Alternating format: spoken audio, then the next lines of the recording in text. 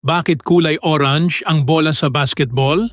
Ang kulay orange ng bola sa basketball ay hindi basta napili lamang. Pinili ito dahil sa ilang praktikal na dahilan na nakakatulong sa laro. Narito ang mga dahilan kung bakit kulay orange ang bola sa basketball. Una, mas madaling makita. Ang orange ay isang matingkad na kulay na madaling mapansin ng mga manlalaro, referee at manonood. Kahit mabilis na gumagalaw ang bola, mas madali itong sundan ng mata kumpara sa mga kulay tulad ng itim o kayumanggi. Pangalawa, nakakatulong sa mas mabilis na laro. Kapag madaling makita ang bola, mas mabilis ang reaksyon ng mga manlalaro sa pagpasa, pagdribble at pag-shoot.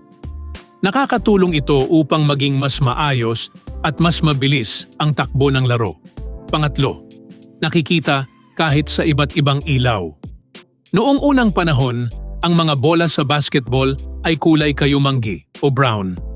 Ngunit napansin na mahirap itong makita sa ilang gymnasium at arena.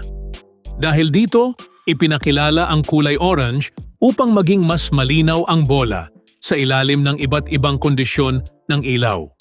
At pang-apat, naging pamantayan na sa basketball. Noong dekada 1950, iminungkahi ng basketball coach na si Tony Hinckley ang paggamit ng orange na bola. Matapos itong subukan, nakita ng maraming tao na mas madali itong makita kaysa sa dating brown na bola. Simula noon, naging karaniwang kulay na ito sa basketball sa buong mundo. Sa konklusyon, ang basketball ay kulay orange dahil mas madaling makita, mas ligtas gamitin sa laro, at mas nakakatulong sa mga manlalaro at manonood na masundan ang galaw ng bola. Dahil sa mga benepisyong ito, ang orange na kulay ang naging opisyal at pinakakilalang kulay ng basketball hanggang sa kasalukuyan.